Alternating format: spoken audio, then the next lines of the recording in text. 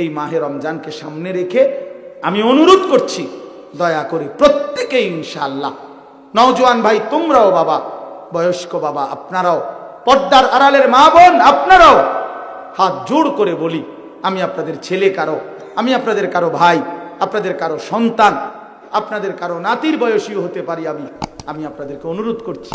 আর ছেলেরা তোমরা আমার সন্তান, তোমরা আমার ভাই, আমারও তো 15 বছরের সন্তান আছে, অতএব যাদের বয়স 15-16 ধরে নাও তুমি আমার সন্তান। আর এর চাইতে বড় যারা, তুমি আমার ছোট ভাই, আমারও তো ছোট ভাই আছে। আমি চাই না আমার সন্তান নষ্ট হয়ে যাক, আমি চাই না আমার ছোট ভাই বরবাদ হয়ে যাক, আমি চাই না আমার বাপ চাচা দাদা জাহান্নামী হোক। এই আশা নিয়ে আমি অনুরোধ করলাম, মাহে রমজানকে সামনে রেখে চলেন গুনাহ ছেড়ে দিন। হিম্মত করি বাপ, ছেলেরা বলো না বাবা, একটা মজবুত সিদ্ধান্ত নিয়া নারী ছবি, অশ্লীলতা, মোবাইলের আসক্তি, নারীর আসক্তি, মদ জুয়া, নাচ গান বন্ধু ছেড়ে দাও। হিম্মত করো, তুমি পারবা ইনশাআল্লাহ, তুমি পারবা। বাবা চাচাদেরকে বলি, হারাম রোজগার ছেড়ে দেন, বিড়ি সিগারেটের অভ্যাস ছেড়ে দেন, চা দোকানের আড্ডা ছেড়ে দেন। মা বোনদেরকে অনুরোধ করি, বেপর্দার জিন্দেগি ছেড়ে দিয়ে সিদ্ধান্ত নেন, এবারের রমজান গুনাহমুক্ত রমজান।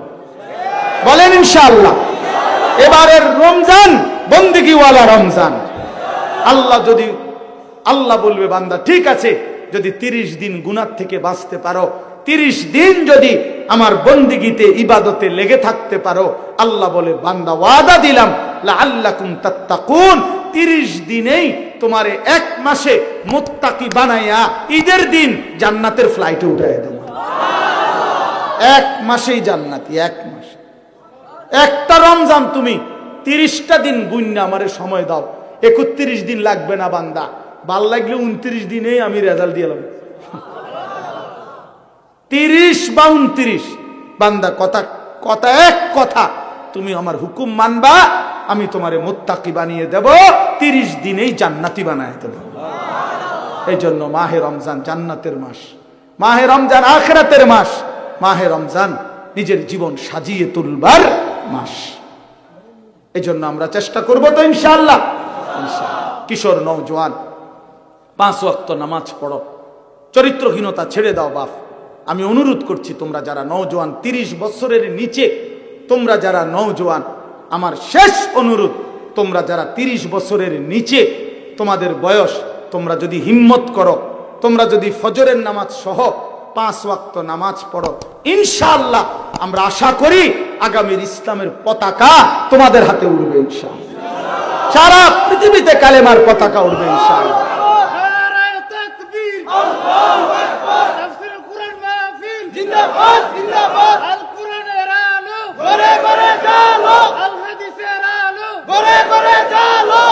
মাশাআল্লাহ, সারা পৃথিবীতে যুবক মনে রাখো, সারা পৃথিবীতে মুমিনের বিজয়, সারা পৃথিবীতে মজলুমের বিজয়।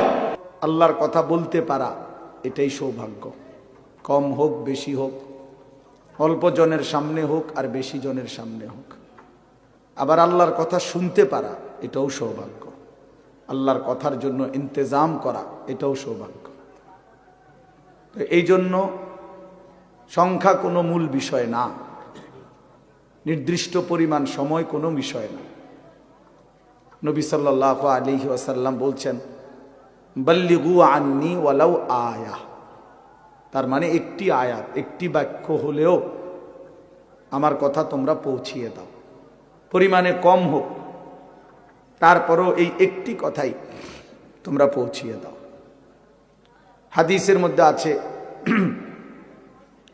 হযরত আবু যর গিফারি রাদিয়াল্লাহু তাআলা আনহু তিনি বলতেন যে, আল্লাহর কসম, তোমরা যদি আমার গর্দানের মধ্যে তলোয়ার রাখো এবং আমি যদি বুঝি তলোয়ার দিয়ে আমাকে কোপ দেওয়ার 1 মিনিট সময় বাকি, মানে কোপ দিতে দিতে আমি নবী সাল্লাল্লাহু আলাইহি সাল্লামের একটি বাক্য বলতে পারবো, যদি এটুকু সুযোগও আমি বুঝি, উনি বলেন, আল্লাহর কসম, আমি ওই মুহূর্তেও আমার রাসূলের কথা বলে দেব, ওই মুহূর্তেও বলব। এই ছিল সাহাবায়ে কেরামের হিম্মত, ফিকির। তাহলে এই জন্য বললাম, আল্লাহর কথা বলতে পারা এটা অনেক বড় সৌভাগ্য। আল্লাহ তাআলা প্রিয় ভাই মাওলানা ইসরাফিলকেও পুরা দেশবাসীকে সাথে রেখে, সামনে রেখে কথা বলার তৌফিক দান করেন। মুআজ্জাজ মুহতারাম হাজিরিন,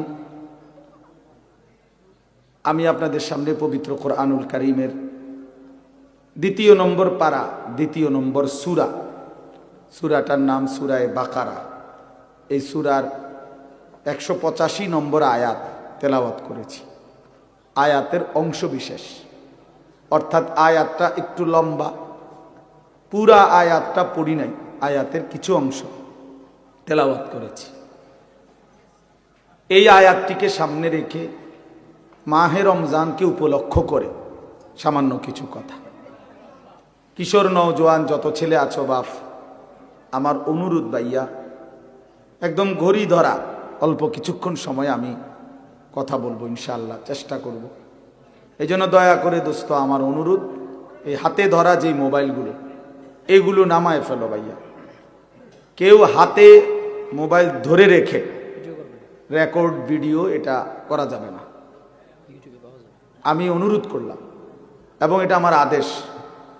আমার এই কথাটা যদি কারো পছন্দ না হয়, সে উঠে চলে গেলে ভালো, নাহলে আমি ধমক দেব। এরপরে লজ্জা পাইবা ভাইয়া, এরপরে তুমি উঠে যাইতে বাধ্য হইবা। এই জন্য দয়া করে হাতে ধরে মোবাইল যাদের, এটা নামায়া ফেলো, বন্ধ করে ফেলো। কেন?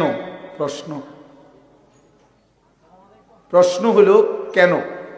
কারণ হলো, বাস্তবিক কথা হলো, সারাক্ষণ মোবাইল ধরে রাখলে দিল জমে না, মানে অন্তরের মধ্যে কথা পৌঁছে না। এমনিতে মোবাইলে ওঠে, ঠিক আছে, মোবাইলে জমা হয়, মোবাইলে তো আলহামদুলিল্লাহ প্রচুর ওয়াজ আছে, সবাই, সব বক্তাদের। ও বক্তা ছাড়াও অনেক ব্যক্তিদের অনেক সুন্দর সুন্দর বিভিন্ন বিষয় ভিত্তিক আলোচনা, অনেক কিছু আছে, অভাব নেই। কিন্তু কথা হলো, আমার দিলে কি আছে, আমার জিন্দিগির মধ্যে কি আছে, এটা দেখার বিষয়। জি, এটা একটা গুরুত্বপূর্ণ বিষয়। এই জন্য এটা ইনসাফের সাথে ভাবা উচিত। তো এই জন্য আমার উদ্দেশ্য হলো যে আমি নিজের জন্যই শুনি। প্রত্যেকে যদি এটা ভাবি যে আমি আমার নিজের জন্য কিছু কথা শুনি, তাহলে বরকত হবে। কোরআন আমার জন্য, আমাদের নবী সাল্লাল্লাহু আলাইহি ওয়াসাল্লামের হাদিস আমার জন্য, এটা মনে রাখতে হবে। আমাদেরও বলার দরকার নেই যে আমার জন্য, আমার জন্য, আমার কবর, আমার আখিরাত, আমার মিজান, আমার ফুলসিরাত, আমার হাসর, আমার মৃত্যু, আমার পরকাল। এই যে এই অনুভূতিটা এতটুকু যদি আমাদের দিলে ঢোকে, তাইলে আমাদের আখিরাত অনেক সুন্দর হবে, আমাদের জিন্দেগির ধারাটাই বদলে যাবে। আমি যদি এটা বুঝি, কবরও আমার, দুনিয়াও আমার, আখিরাতও আমার। আমার দুনিয়া আমি বাদ দিতে পারবো না, আমার আখিরাত আমি ভুলে যেতে পারবো না। তো বুদ্ধিমান তো সে দুইটাকে যে মিলায় নেয়। আমার দুনিয়ার প্রয়োজনও পূরণ হোক, আমার আখিরাতের নাজাতের ব্যবস্থাও হোক। আমার বউ বাচ্চার জন্য বাজার দরকার, ঠিক আছে, বাজারও করি। আমার জোহরের নামাজ ফরজ পড়া দরকার, তো সেটাও পড়ে ফেলি। আমার উপার্জন করা দরকার, নয়তো সংসার চলবে কেমনে, তো ঠিক আছে, আমি ব্যবসা উপার্জন হালাল পন্থায় চেষ্টা করি। আবার আখিরাতে বাঁচার জন্য হারাম থেকেও বেঁচে থাকি। এটা সম্ভব। একজন মানুষ যেহেতু দুনিয়াবি অসংখ্য কাজ করতে পারে, তাহলে আখিরাতের এই আমলগুলোও তার জন্য করা সম্ভব। কোরআনুল কারীমের মধ্যে আল্লাহ তাআলা বলেন, ফাআকিম ওয়াজহাকা লিদ-দীন হানিফা ফিতরাতাল্লাহিল্লাতী ফাতারান নাসা আলাইহা লা তাবদীলা লিখালকিল্লাহ। আল্লাহ তাআলা বলেন, নিজেকে পুরা শতভাগ দ্বীনের উপরে ফিরায় রাখেন, অর্থাৎ 100 পূর্ণ দ্বীনের উপরে নিজের জিন্দেগি, নিজের চেহারা। আরে ভাই, তোমরা পিছনে তাকাচ্ছ কেন? এটা তারা তাদের কাজ করতেছে, তোমাকেও কাজ কি? বাবা কথা বলো না, চাটাই বিছাইতে গিয়ে কথা বলো না, একটা শব্দ করো না, তাহলে তো তোমাদের আওয়াজের কারণে ওদের ধ্যান নষ্ট হয়ে যাবে। আওয়াজ ছাড়া খেদমত করো, কোনো শব্দ ছাড়া স্বেচ্ছাসেবক কাজ করো ভাই। তা এজন্য বললাম যে দুনিয়া আমারই, আখেরাত তো আমার, আখেরাত তো আমার। মিলায় নিলেই হয়, ঘুষায় নিলেই হয়। তো বলতেছিলাম আল্লাহ তাআলা বলেন আমি বান্দাকে আমাকে মানার শতভাগ যোগ্যতা দিয়েই আমি আল্লাহ তাআলা তাকে সৃষ্টি করেছি। সৃষ্টিগতভাবেই আমাদের দেহে আল্লাহর সমস্ত হুকুম মানার যোগ্যতা আছে, সমস্ত নিষেধ ছেড়ে দেওয়ার যোগ্যতা আছে। এমন কোনো শরীয়তের বিধান নাই যেটা পালন করার যোগ্যতা আমার মধ্যে নাই, অথচ আমাকে পালন করতে বলছে না, এমন হইতে পারে না। এমন হইলে এটা জুলুম। আমার কোমর বাঁকা হয় না, আমি রুকু দেব কিভাবে? আমি নিচের দিকে যাইতে পারি না, আমার হাঁটু ভাঙ্গে না, কোমরও বাঁকা হয় না, আমি সেজদা দেব কেমনে? তাইলে যদি আমার কোমর না ভাঙতো, মানে বাঁকা না হইতো, হাঁটু যদি না বাঁকা হইতো, তারপরও যদি আমাকে বলতো যে সেজদা দাও, তাইলে না এটা জুলুম? কি বলেন? তাহলে এখন আমাদের কোমর কি বাঁকা হয়, হাঁটু কি বাঁকা হয়? তো তাইলে অসুবিধা কোথায়? অসুবিধা কোথায়? এই জন্য বললাম বাপ, ইনসাফ করে চিন্তা করলে মানুষ যদি বিবেক খাটায়, সামান্যতম ন্যূনতম বিবেক যদি কারো দিল, বিবেক বুদ্ধি বিবেচনা যদি কেউ খাটায়, কাজে লাগায়, তাইলে খোদার কসম সে আল্লাহর নাফরমানি করতে পারে না। এজন্য যত লোক নাফরমান পাপী, ওরা মূলত বিবেকহীন, ওরা বিবেকহীন, ওরা বিবেক শূন্য, ওরা মূলত জন্তু জানোয়ারের জিন্দেগি যাপন করে। যে জীবন আল্লাহর আনুগত্য করে না, খোদার হুকুম মানে না, ওই জীবন জানোয়ারের জীবন। হ্যাঁ, ওইটাই সত্য, এটাই জিন্দেগি। যে জীবন মনের ইচ্ছা মতো চলে, যা মন চায় তা, এটা জানোয়ারের জীবন, এটা কুকুরের জীবন। হ্যাঁ, কোরআন শরীফে আছে, আল্লাহ তাআলা বলছেন ওয়াত্তাবা হাওয়াহু ফামাসালুহু কামাসালিল কালব। সূরা আরাফের মধ্যে আল্লাহ বলে মনের ইচ্ছা মতো যে চলে, আমার মনে যা চায় তা, কিসের নামাজ, কিসের আল্লাহ, কিসের রাসূল, কিসের কবর আখেরাত, হুজুরদের কথা বাদ দাও বেটা, আমার মনে যা চায় তা, আমার যখন যেটা ভাল লাগে এটাই করব। মন চাইলে ঘুমাবো, মন চাইলে সজাগ থাকবো, মন চাইলে হাসে, মন চাইলে কাঁদে। এই যার যখন যা মন চায় তাই করে। আল্লাহর বিধান, রাসূলের বিধান, কোরআনের বিধান যে অনুসরণ করে না, খোদার কসম আল্লাহ বলছে ফামাসালুহু কামাসালিল কালব, তার উদাহরণ আল্লাহ বলেন কুত্তার মতো। কুত্তার মতো, এটা কুত্তা, এটা কুত্তা। কামাসালিল কালব অর্থ হলো কুত্তা, কালবুন অর্থ কুত্তা, কুকুর। অতএব যে জীবনে সেজদা নাই, ওই জীবন কুকুরের জীবন। মনে রাখো ছেলেরা, নিজের পরিচয় মিলাইয়া নিও, আত্মপরিচয় মিলাইয়া নিও। তুমি মানুষ না জানোয়ার, তোমার লগে তুমি বুঝ করে নিও, অসুবিধা নেই। তোমার রাত তোমার কাছে, আমার রাত আমার কাছে, তোমার দিন তোমার কাছে, আমার দিন আমার কাছে, তুমি মিলাইয়া নিও। নিজের পরিচয় মিলাইয়া নেওয়া উচিত।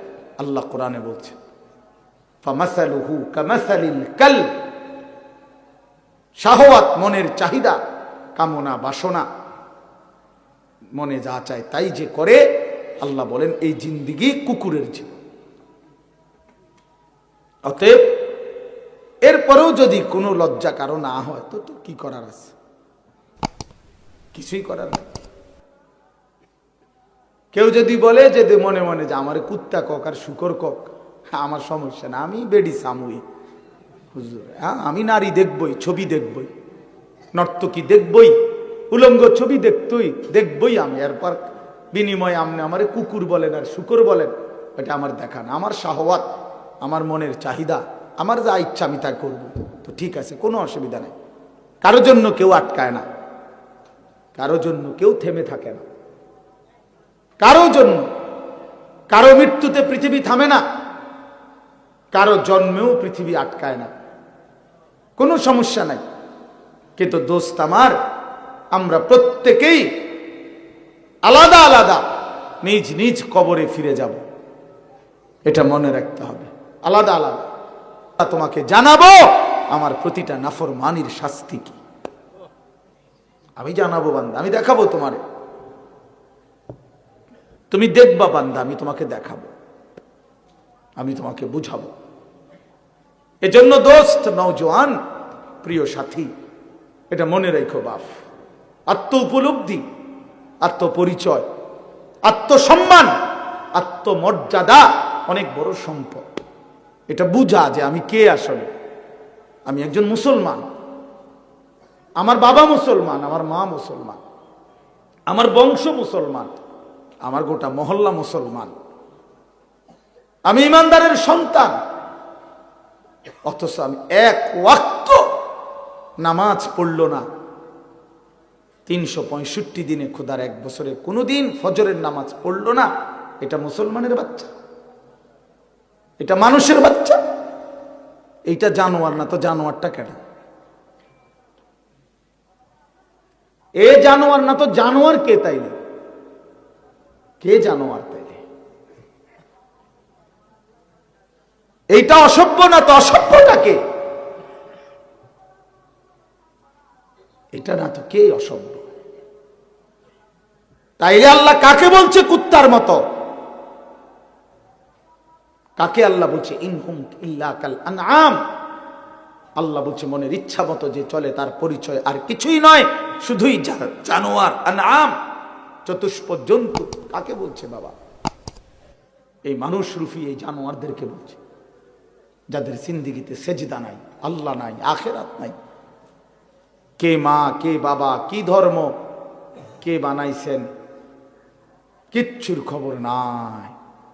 মোবাইল, নারী, ছবি, অশ্লীল দৃশ্য, অসৎ বন্ধুদের আড্ডা, হাসি ঠাট্টা, সারা রাত মোবাইলে উলঙ্গ ছবি দেখতেছে, সকাল 9টা 10টা পর্যন্ত ঘুমায় আছে। আহ, হায় হায় হায়, এটা বুঝি কোনো জিন্দিগি হইল বাপ? মানুষের জিন্দিগি তো এরকম হওয়ার কথা না।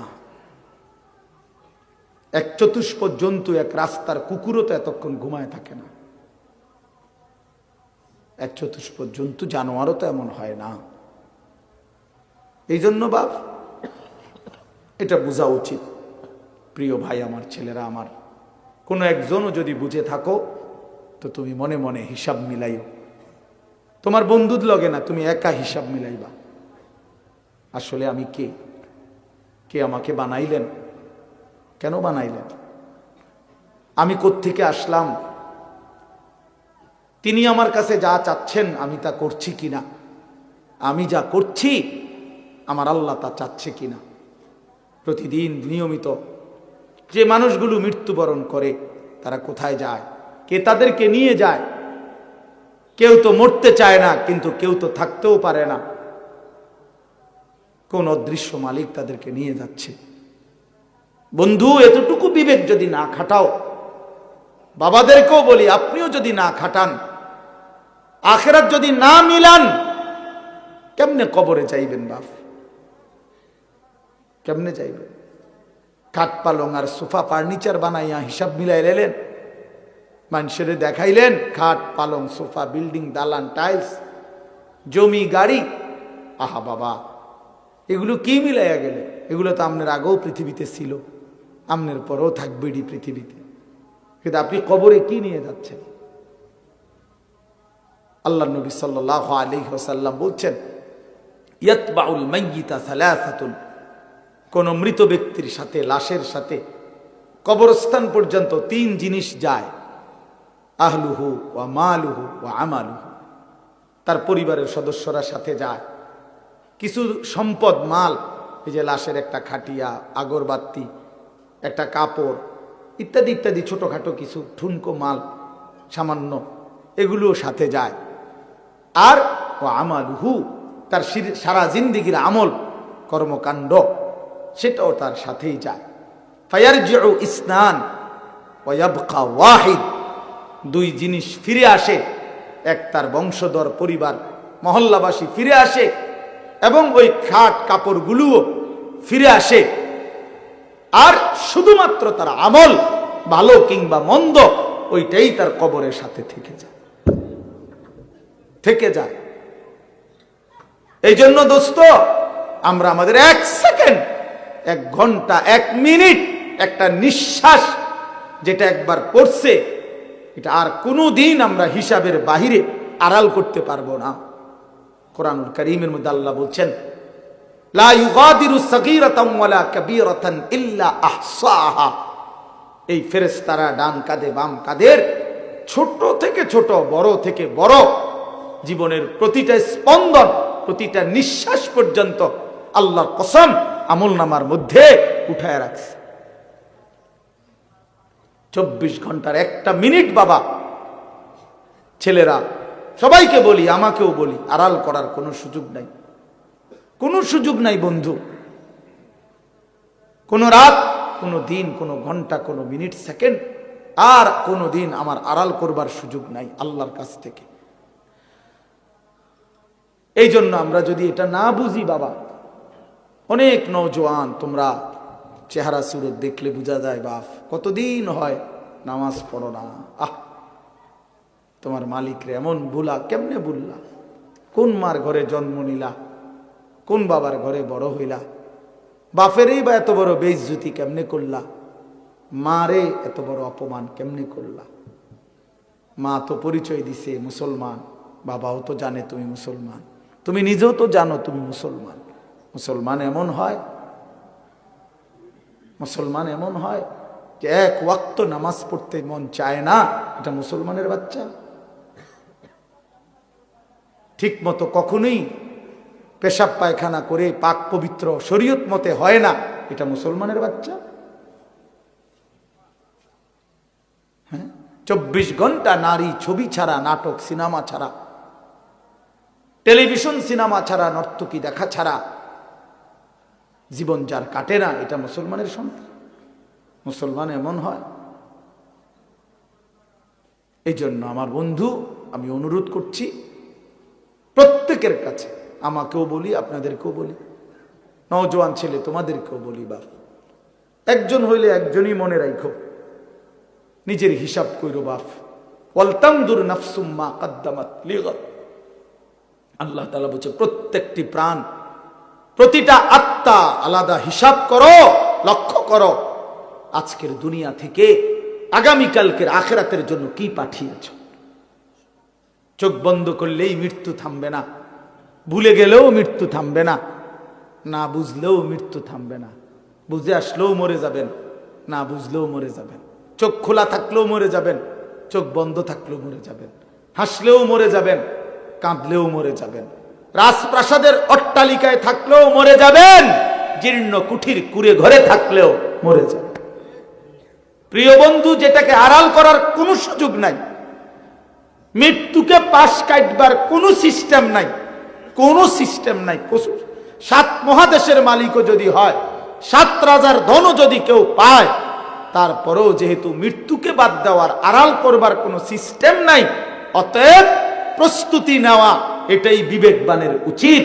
কারণ যেহেতু আমি মৃত্যুকে আড়াল করতে পারবো না, অতএব মৃত্যুর জন্য প্রস্তুতি নেওয়া এটাই চূড়ান্ত বুদ্ধিমান। কোনো সুযোগ যেহেতু নাই, কোনো সিস্টেম যেহেতু নাই,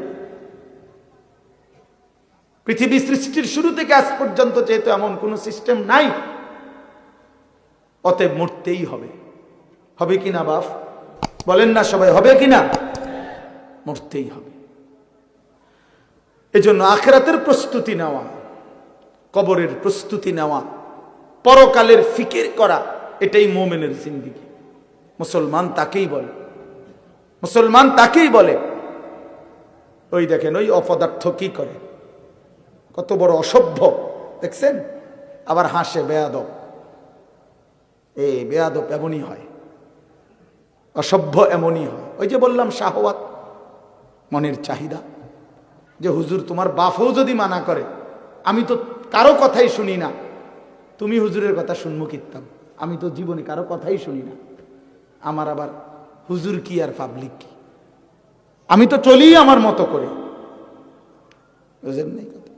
এই জিন্দেগি, এটাই জীবন। আপনি নিষেধ করবেন, শুনবে না। আমি তো আমার মতো চলি,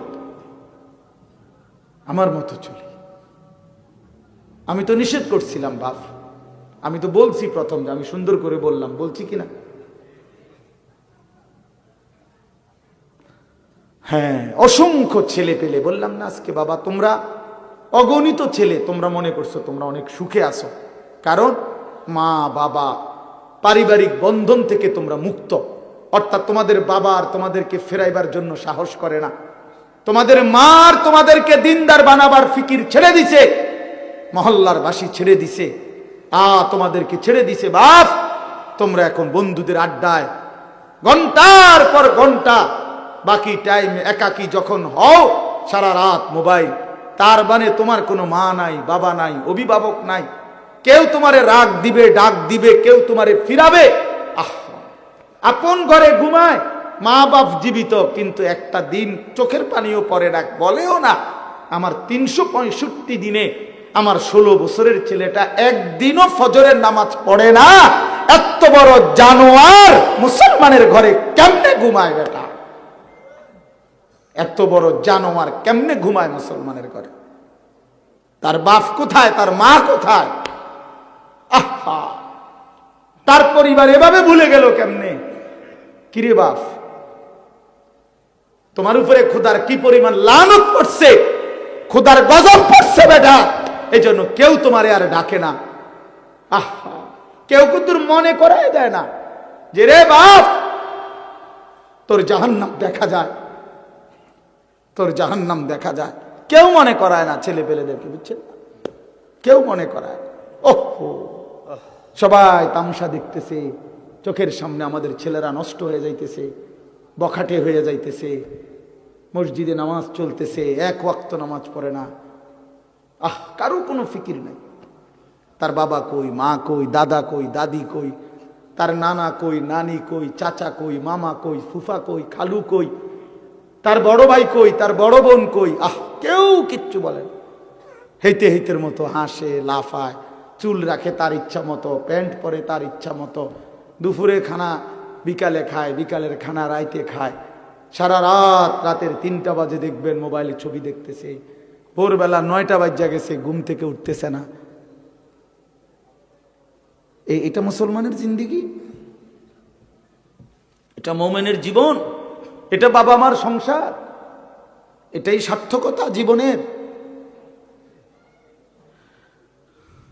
বলে পৃথিবীর সর্বাধুনিক মজবুতি প্রযুক্তি দিয়েও যদি আপনি সোফা বানান, খাট বানান, কি লাভ হবে যদি স্ত্রী সন্তান নাফরমান হয়? হ্যাঁ, যদি ছেলে মেয়ে বেনামাজি হয়, মেয়েটা যদি বেপর্দা হয়, স্ত্রী যদি বেপর্দা হয়, কি ফায়দা? অর্জন কি জিন্দেগির অর্জন কি? এই জন্য আমি অনুরোধ করছি আপনাদের কাছে, দয়া করে ফিকির করেন, ফিকির করেন। ছেলেরা বাপ, নষ্ট হইও না বাপ। যদি অব্যাহত গুনাহ পাপ, একটা শেষ, এই প্রসঙ্গটা শেষ করতে চাই। একটা চূড়ান্ত কথা আপনারা বাবাদেরকেও বলি, একটা গুরুত্বপূর্ণ কথা মনে রাখবেন। কোরআন শরীফে আছে, কেউ যদি গুনাহ লাগাতার করতে থাকে, খোদার কসম, আল্লাহ একদিন নারাজ হয়, আর সেদিন আল্লাহ পাক ইচ্ছা করে তাকে আল্লাহ তাআলা পথভ্রষ্ট করে দেয়। আর কোনোদিন আল্লাহ ইচ্ছা করেই তারে আর হেদায়েত দেয় না, আলোর পথে ফিরতে দেয় না, কল্যাণের পথে আসতে দেয় না, জান্নাতের পথে আর আসতেই দেয় না। খোদার কসম, এটা কোরআন শরীফের আয়াত। আল্লাহ বলছে, একদিন আমি সত্যি সত্যি রাগ করলে ফাআনসাহুম আনফুসাহুম, আমি আল্লাহ নিজেই তোর আখিরাত ভুলায় দেব। যা, ঠিক আছে বান্দা, গরু ছাগল কুকুর বিড়ালের মতো খা, ঘুমা, পেশাব পায়খানা কর, যৌন চাহিদা মনে পূরণ কর, ঠিক আছে বান্দা, খালাস। নুয়াল্লিহি মা তাওয়াল্লা ওয়া নুসলিহি জাহান্নাম। যা বান্দা, তোর এই উল্টো পথে চলছিস, চলতে থাকো উল্টো, আমিও তোরে উল্টো পথে চালায় দিলাম। তো মনে রাখো, একদিন ওয়া নুসলিহি জাহান্নাম, উল্টো পথে চলতে চলতে একদিন তোমারে আমি আল্লাহ ধাক্কা দিয়া, লাথি দিয়া ফেরেশতাকে বলে জাহান্নামে ফেলে দেব। জাহান্নামে ফেলে দেব। হ্যাঁ হ্যাঁ, কোরআন শরীফে আছে, আল্লাহ বলবে হাসরের ময়দানে ফেরেশতাদেরকে, ফেরেশতারা আমার নাফরমান বান্দাদেরকে খুজুহু ফাগুল্লু, ওদেরকে ধর, এই ফেরেশতা ধরো, আর ফাগুল্লুহু বেঈমান বান্দাগুলো নাফরমানগুলারে বাঁধো, টাইট করে বাঁধো। বান্ধার পরে বলবে সুম্মাল জাহিমা সাল্লু, এবার জাহান্নামের মধ্যে ছুঁড়ে মারো। একটা একটা লাথি দিবা, এক এক লাথিতে যেন গিয়ে জাহান্নামে পড়ে, দ্রাম করে মারো না, লাথি দাও। তুমি দেখো কোরআন শরীফ, কোরআন শরীফে আছে সূরা আল হাক্কা, এই সূরার মধ্যে আছে সুম্মা ফি সিলসিলাতিন যারউহা ৭০ যিরাআন ফাসলুকুহ। ফেরেশতা যখন নাফরমানকে হাসরের ময়দানে বেঁধে জাহান্নামে লাথি দিয়া মেরে ফেলে দিবে, আল্লাহ তখন আবার বলবে জাহান্নামের ভিতরে ফেরেশতাদেরকে, আল্লাহ পুনরায় বলবে ফেরেশতারা আমার এই নাফরমান বান্দাকে জাহান্নামের ভিতরে ৭০ হাত লম্বা আগুনের শিকল দিয়া এবার আবার বাঁধো, আবার বাইধা ফাসলুকুহু, কুকুরের মতো, কুত্তার মতো পুরা জাহান্নামে তারে ঘুরাও, আর সবার সাথে পরিচয় করিয়ে দাও তার নাফরমানি পাপগুলো কি কি। খোদার কসম, এটা কোরআন শরীফের আয়াত। ফেরেশতা বলবে জাহান্নামী বাকিদেরকে, জাহান্নামীরা দেখো, এটা সেই বেঈমান যে জীবন ভর চুরি করেছে, জিনা করেছে, মদ খেয়েছে, জুয়া খেলেছে, নারী ছাড়া, ছবি ছাড়া, জিনা ছাড়া, উলঙ্গ দৃশ্য ছাড়া, অসভ্যতা ছাড়া যার রাত কাটে নাই, এটা সেই জানোয়ার। ফাসলুকুহু অর্থ এটা আল্লাহ বলবে, বেটা আল্লাহ বলবে কুত্তার মতো তারে জাহান্নামে ঘুরাও আর সবাইরে দেখাও, সবার সাথে পরিচয় করিয়ে দাও, তার পাপের কথা বলে দাও। নাউযুবিল্লাহ। কি বাপ, কি মনে করছো তোমরা? খামখেয়ালি না, খামখেয়ালি। কি মনে করছো দোস্ত? জীবন মানে এখানেই শেষ? ইনহিয়া ইল্লা হায়াতুনাদ দুনিয়া।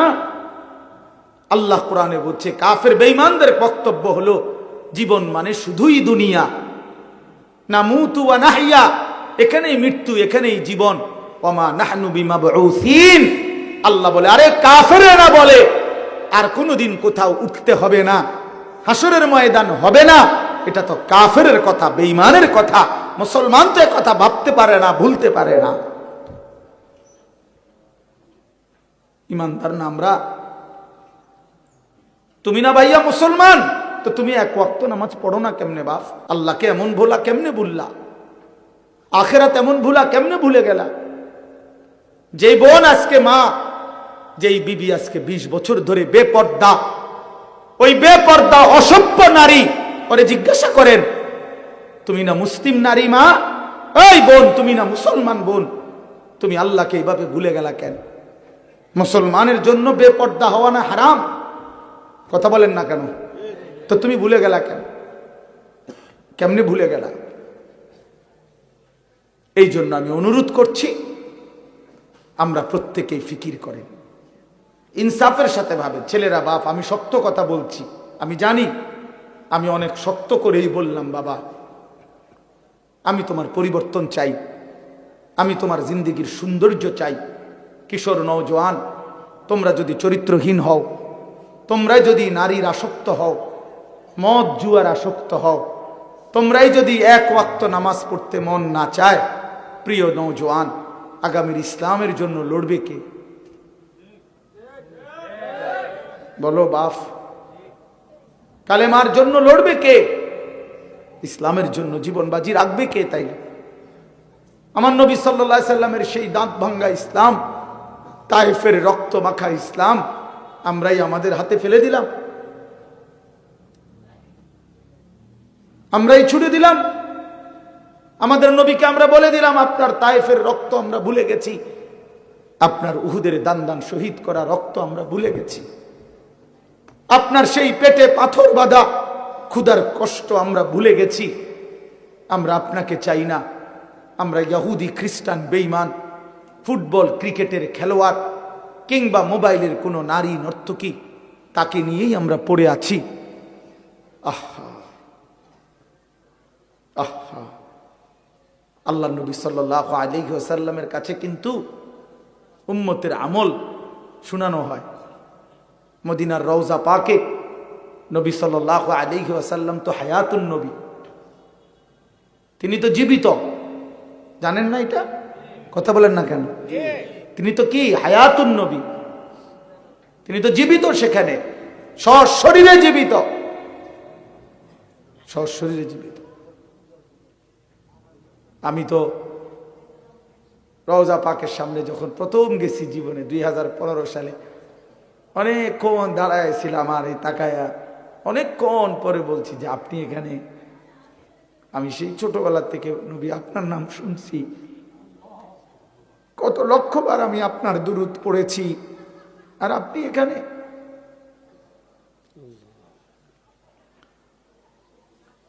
তো আল্লাহ নবী সাল্লাল্লাহু আলাইহি সাল্লামের কাছে উম্মতের আমল নামা শুনানো হয়, ফেরেশতারা শুনায়। আপনার উম্মতের আনিস আজ 1 সপ্তাহ যাবত এই করেছে। নবী সাল্লাল্লাহু আলাইহি সাল্লামের উপরে কেউ যখন দুরূদ শরীফ পড়ে, আল্লাহ নবী সাল্লাল্লাহু আলাইহি সাল্লাম বলেন সঙ্গে সঙ্গে ফেরেশতা ওই ব্যক্তির নাম এবং বাবার নাম সহ আমি রাসূলের সামনে পেশ করি, বিইসমিহি ওয়া বিইসমি আবিহি। ওই ব্যক্তির নামও বলে, তার বাবার নামও বলে, নবী সাল্লাল্লাহু আলাইহি সাল্লামের সামনে শোনানো হয়। তো আচ্ছা, মনে করেন আমার এই বন্ধু, ওনার নাম হলো হাফেজ মাওলানা আবু হানিফ ভাই।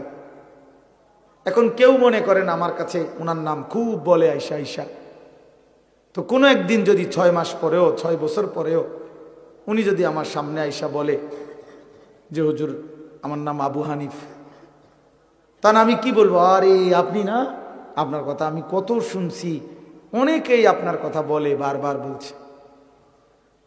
খোদার কসম, যেই উম্মত রাসূলুল্লাহ সাল্লাল্লাহু আলাইহি সাল্লামের সুন্নাতকে অনুসরণ করেছে, দুরূদ শরীফ পড়েছে, নবীজি সাল্লাল্লাহু আলাইহি সাল্লামকে অনুসরণ করেছে, তো তার নাম তো নবী সাল্লাল্লাহু আলাইহি সাল্লামের সামনে বারবার উচ্চারণ হয়েছে।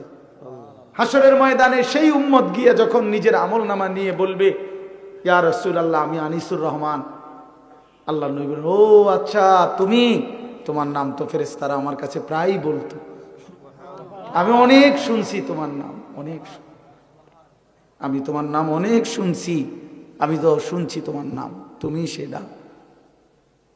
এই জন্য বন্ধু আমার, দোস্ত আমার, হাসরের ময়দানে তো রাসূলুল্লাহ সাল্লাল্লাহু আলাইহি ওয়াসাল্লামের সামনে আমলনামা দিতে হবে। সুপারিশ করবে না উনি? তো আপনি আমলনামা কাগজপত্র দিতেন না? মা কথা কয় না? সুপারিশের কোনো নিয়ম কানুন নাই? কথা বলেন না কেন? কোনো নিয়ম কানুন আছে কি না? তো আপনি আপনার ফাইল দিবেন না? ফাইল না দিলে সুপারিশ করবো কি? তা আপনি যখন নিজের আমলনামা দিবেন, আল্লাহ নবী সাল্লাল্লাহু আলাইহি সাল্লামের হাতে, আমার বাপ, আমার নওজোয়ান নবী যখন চোখ বিলায় দেখবে 30 বছর সুদের লেনদেন, 30 বছর টানা মিথ্যাই বলেছে, 30 বছর ধরে প্রতিদিন গালি দিছে, 30 বছর ধরে তার স্ত্রী বেপর্দা, 30 বছর ধরে প্রতিদিন ঘরে রঙিন টেলিভিশনে নাচ গান সিনেমা নাটক নর্তকীর ছবি চলছে, 365 দিনের এক একটা বছরে কোনোদিন ফজরের নামাজ পড়ে নাই, এগুলো কি আমল নামার মধ্যে লেখা থাকবে না? কথা বলেন না কেন? আল্লাহর কসম নবীজি, আমরা উর্দু কিতাবে পড়ছি, নবী তখন এরকম আমল নামা উম্মতের দেখে খোদার কসম নবীজি হাসরের ময়দানে চোখের পানি ফেলে দিবে, কাঁদবে, আর আল্লাহর নবী বলবে উম্মত আমি সেই নবী, 23টা বছর যে আমি তোদের জন্য কেঁদেছিলাম, এশার নামাজের পরে দাঁড়াইছি ফজরের আজান পর্যন্ত, এক দাঁড়ানোতে চোখের পানি ফেলছি, আর তোদের জন্য আমি আল্লাহর কাছে গুনাহ মাফ চাইছি। আমার হাত্তা তাওয়াররামাত কাদামাহু, আম্মা জান আয়েশা বলে অসংখ্য রাত নবীজি কাঁদতে কাঁদতে দাঁড়িয়ে থাকতে থাকতে আমি আয়েশা দেখছি নবীজির 2টা পা মোবারক ফুলে ফুলে গেছে। আমি এত কাঁদলাম, তাইলে উম্মত কার জন্য? আমার তায়েফের রক্তে সারা দেহ রক্তাক্ত হয়ে আমার পায়ের জুতা আর পা রক্তে জমাট বাইদা গেছে, আমার জুতা আমি খুলতে পারতেছিলাম না, আমি ক্ষুধার কষ্টে পেটে 2টা পাথর বাঁধছিলাম, আমি উহুদের দান দান শহীদ করা রক্তে উহুদের জমিনে আমি পড়েছিলাম, আমার ঘরের চুলায় 3 মাস আগুন জ্বলে নাই। দোস্ত আমার, বন্ধু আমার, নবী জিজ্ঞেস করবে, উম্মত এত রক্ত, এত চোখের পানি, এত ক্ষুধার কষ্টের আমার 23 বছরের বিনিময়ে এই আমল নামা, এই আমল নামা? তুমি না আমার শ্রেষ্ঠ উম্মত, আমি না শ্রেষ্ঠ নবী, তা আমি এই আমল নামা নিয়ে কেমনে মালিকরে দেখাবো? আমি কেমনে দেখাবো যে আল্লাহ, আয় মাওলা, এটা আমি শ্রেষ্ঠ নবীর শ্রেষ্ঠ উম্মতের আমল নামা, এটা কিভাবে দেখাবো? এজন্য আমরা এই কিতাবে পড়ছি উর্দুতে, যে নবী তখন বলবে, উম্মত তুমি আমার এত বড় বেইজ্জতি কেমনে করলা? আজ হাসরের ময়দানে তুমি আমার উঁচা মাথা ছোট করে দিলা উম্মত। আমি তো এমনটা আশা করি নাই, আমি তো এমনটা আশা করি নাই। আমি তো 23টা বছর কোনোদিন ঠিক মতো খাই নাই, ঘুমাই নাই। আমি তো 23টা বছর দুয়ারে দুয়ারে ঘুরছি, কবি আরশ पर कभी फरश पर, कभी उनके दर कभी दर बदर, गमे आशिकी तेरा शुक्रिया, मैं कहां कहां से गुजर गया। কই থেকে কই ছুটছি, কখনো হাটে, কখনো ঘাটে, কখনো মাঠে, কখনো বাজারে, কখনো একজনকে, কখনো 10 জনকে ধাক্কা দিছে। উটের পোঁসা নারী বুড়ি আমার পিঠে চাপায় দিছে। আবু লাহাব আমারে গামছা দিয়া ধরে টাইনা কাবা ঘরের সীমানার থেকে টেনে বের করে দিছে। আবু জাহেল আমারে ধাক্কা দিতে দিতে খানায় কাবার সীমানার থেকে বের করে দিছে। আমি এত অপমান সইলাম, এত বেইজ্জতি সইলাম, আমি এত পাথরের আঘাত সইলাম, বিনিময় উম্মত তোদের কাছে আমার এই কলিজা ছেঁড়া রক্ত ভেজা দিন দিয়ে গেলাম, ইসলাম দিয়ে গেলাম, কোরআন দিয়ে গেলাম, সবকিছু এভাবে ছুঁড়ে ফেলে দিছ। আজ 30 বছরে যে নবীর কথা মনে পড়ে নাই, 60 বছর বয়স এখনো বিড়ি সিগারেট খান মিয়া, কেমনে নবীজির সামনে দাঁড়াইবেন? এই উম্মত, এই মুসলমান, আল্লাহরে সাক্ষী রেখে আজকে রাতে ঘুমাইবার আগে একবার ভাইবেন, একবার ভাইবেন, একবার।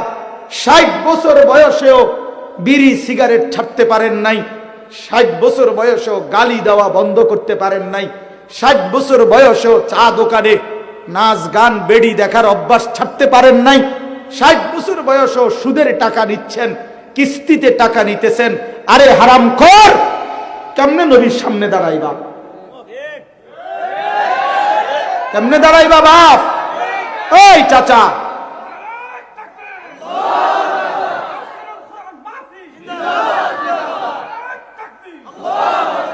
কেমনে দাঁড়াইবা বাপ? কেমনে দাঁড়াইবা? চাচা কেমনে দাঁড়াইবেন? কি মনে করছেন সুপারিশ? হাসরের ময়দানে নবীর সুপারিশ কি মামুর বাড়ি নাকি?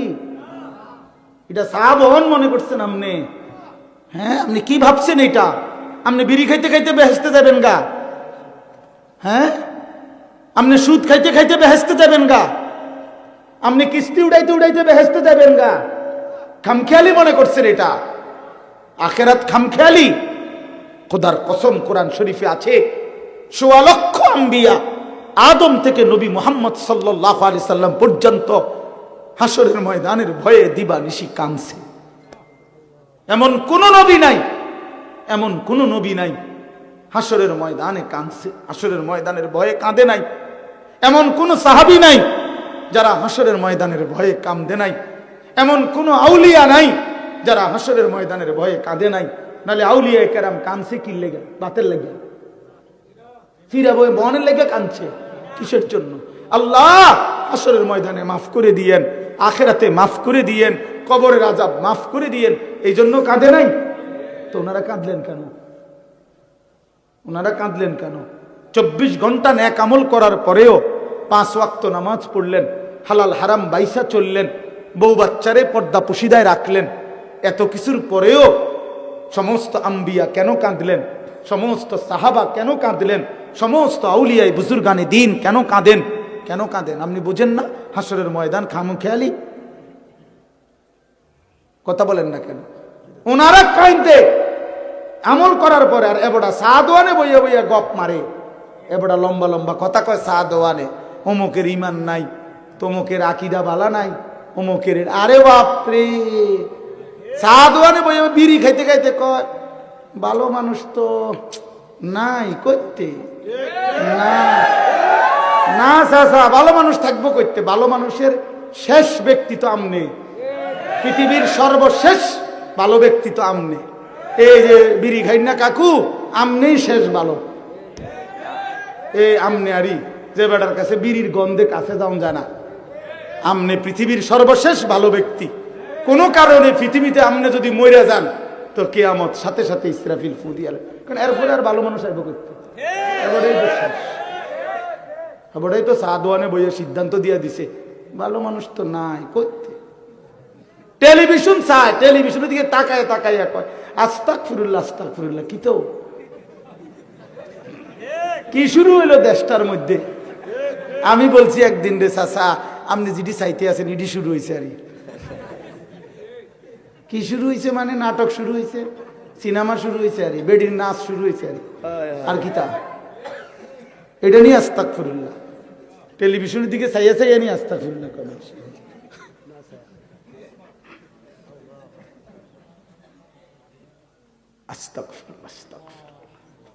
কথা শেষ। আমার বলার উদ্দেশ্য হলো, আমি আপনাদের কাছে এতটুকুই বুঝাইতে চাইছি। আমার বাপ আপনাদের সামনে আমার মূল বক্তব্য এটাই, ভাবতে শিখেন। কবর ভুলে গেলে হবে না, পাশ কাটলে হবে না। আপনি পাশ কাটতে যাইতে পারতেন না, এনে দায়িত্ব বেডের ভিতরে, ঠিক কিনা বলেন না? আরে নওজোয়ান বলো না? তাইলে বন্ধু আমার বাপ, তুমি যেমন পড়ালেখা করছো আমিও পড়ালেখা করছি। আমি জেনারেল লাইনেও পূর্ণ পড়ছি, মাদ্রাসার লাইনেও পুরো পড়ালেখা করছি। এই জন্য বন্ধু, আমি সায়েন্স পড়ছি, আমি কুমিল্লা ভিক্টোরিয়া কলেজ থেকে মাস্টার্স পাস করছি, আমি বিজ্ঞান বিভাগ থেকে এসএসসি পাস করছি, দাখিল। অতএব তুমি আমারে অনুরোধ করছি, নওজোয়ান তুমি ভুল করো না, তুমি ভুল করো না। শুধু ভাত মাসের হিসাব মিলাইলে হতো না, শুধু একটা চাকরি, একটা ব্যবসা, একটা বিয়া, একটা বিল্ডিং, একটা বিদেশ, বন্ধু আমার একটা মোটরসাইকেল, এতটুকুর হিসাব মিলাইলে হবে না দোস্ত। আমরা মুসলমান, আমাদের আখেরাত আছে, আমাদের কবর আছে। আর আপনারা যারা বাবা আছেন, অভিভাবক, আপনাদের কাছে অনুরোধ, আপনি এই সংসারের দিকে তাকাইয়া দেখছেন, বিল্ডিং করছেন, সোফা বানাইছেন, খাট বানাইছেন, আমার বাপ এতটুকু হিসাব মিলাইয়া মুসলমান কবরে গেলে হবে না। আমার জিফুতের লেগে খাট সংসারে সব করে দিয়ে আইছি। কি করে দিয়ে আসছে? এই সোফা টোফা এডি 20 বছর পরে দেখবেন আপনি আইলে কিচ্ছু নাই। 20 বছরের মাথাত কবর থেকে আইসা যদি দেখেন আমনের বানানো ফার্নিচার, একটা বদনাও, একটা লোডা ঘরের মধ্যে নাই, সব ফালাই দিছে। এগুলো আর এখন চলে না। জিঙ্গাইলে কইব দাদা ঠিক আছে আপনি বানাইছেন যত্ন করে, কিন্তু ওই মডেল এগুলো এখন আর চলে না, এগুলো আমরা ফেলে দিছি। আরো 5-7 বছর আগে যদি আপনি আইবেন জানতাম কবর থেকে, তাহলে না ওই টাঙ্গায় রাখতাম। কথা বুঝছেন? আসলে কি ফেলে দিবে এগুলো, দুনিয়া ফেলে দেয়, আপনার সন্তানই ফেলে দিবে, আপনার নাতি নাতনি দুনিয়া ফেলে দিবে। অতএব আমাদের জিন্দিগি আখেরাত। আমাদের জিন্দিগি কি বলেন?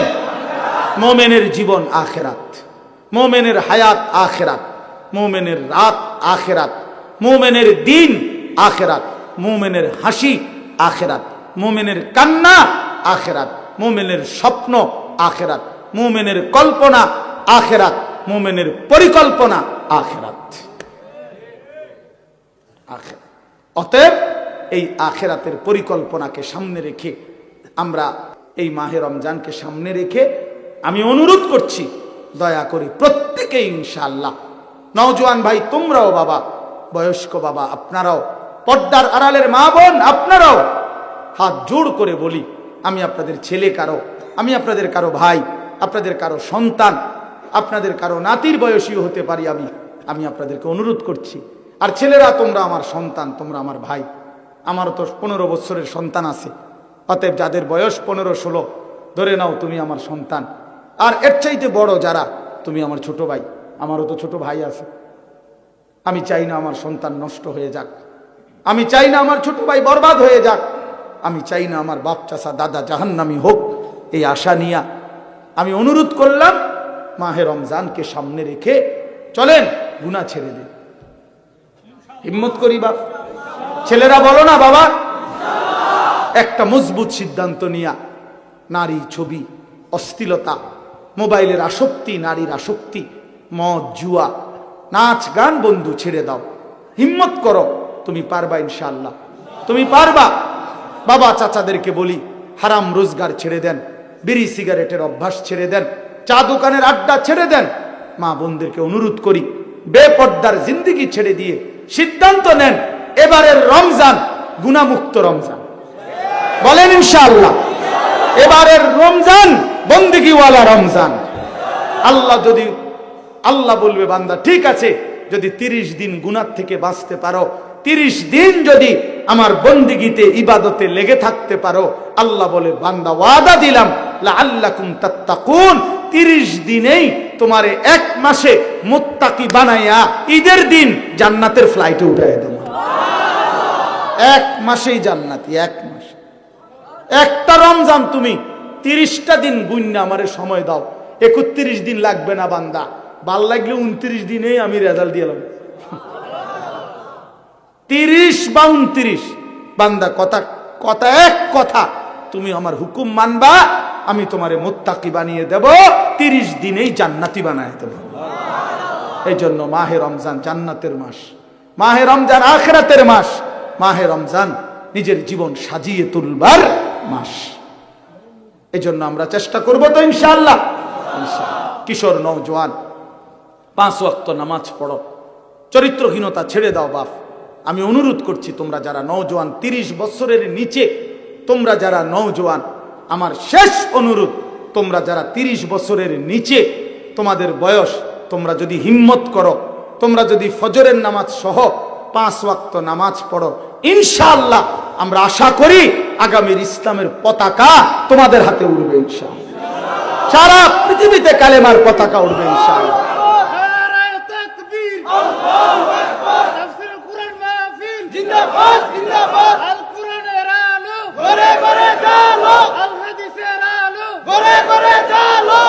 মাশাআল্লাহ, সারা পৃথিবীতে যুবক মনে রাখো, সারা পৃথিবীতে মুমিনের বিজয়, সারা পৃথিবীতে মজলুমের বিজয়। বিজয় ইনশাআল্লাহ দেখবা। সময়ের ব্যবধান, ইসরায়েল যুদ্ধবিরতি দিয়ে পরাজয় স্বীকার করে যুদ্ধ বন্ধ রাখছে। 15 মাস লাগাতার যুদ্ধ করে, হত্যা করে, রক্তের বন্যা বইয়েও গাজা ফিলিস্তিনকে হারাইতে পারে নাই। ইসরায়েলের কুত্তারা হেরে গিয়ে যুদ্ধবিরতি দিয়ে কুত্তারা ইসরায়েলে ফিরে গেছে। অতএব এই অল্প সময়ের ব্যবধানে দেখবা ফিলিস্তিন এবং গাজাতে কালেমার পতাকা উঠছে ইনশাআল্লাহ। ইনশাআল্লাহ বললাম, ইনশাআল্লাহ। সিরিয়াতে কালেমার পতাকা উঠছে, আফগানিস্তানে কালেমার পতাকা উঠছে। ইনশাআল্লাহ আগামী দিনে তোমাদের হাতেও কালেমার পতাকা উড়বে। আল্লাহ তৌফিক দেন, কবুল করেন, আমিন। সুবহানাল্লাহি ওয়া বিহামদিহি, সুবহানাকা রাজিম। বিসমিল্লাহির রহমানির রহিম। শাহরু রমাদানাল্লাযী উনজিলা ফীহিল কুরআন উনজিলা ফীহিল কুরআনু হুদাল লিন্নাসি ওয়া